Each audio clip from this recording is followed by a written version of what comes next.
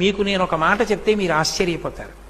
చంద్రశేఖరేంద్ర సరస్వతి మహాస్వామి వారి వంశంలో ఒకసారి పామే పుట్టింది. ఒక ఆడదానికి వాళ్ళ వంశంలో ఒక పాము పుట్టింది.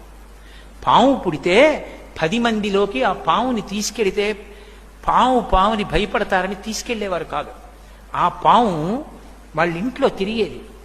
ఆకలేస్తే తల్లి దగ్గరికి వచ్చి బుస్ బుస్ అనేది.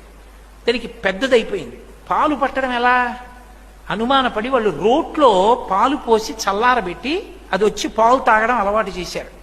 తప్పనిసరి పరిస్థితుల్లో ఆవిడ ఓ పేరంటానికి వెళ్లాల్సి వచ్చింది. పక్క ఊరు ఇంట్లో ఉన్న వృద్ధురాలికి చెప్పింది, అమ్మా రోట్లో పాలు పోసి చల్లార పెట్టండి, ఆ పాము తాగుతుంది వచ్చని.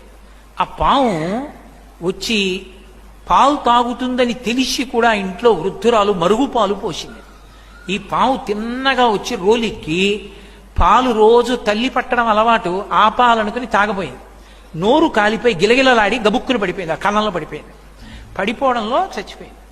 శరీరం వదిలేసింది. తల్లి వచ్చింది.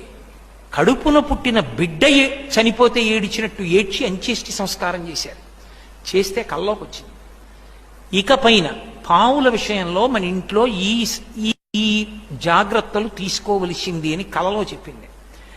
ఆ వంశంలోనే, ఆ పూర్వీకులలో పాము పుట్టిన వంశంలోనే సుబ్రహ్మణ్యావతారులై సుబ్రహ్మణ్యానుగ్రహ పాత్రులై మహాస్వామి ఆవిర్భవించారు.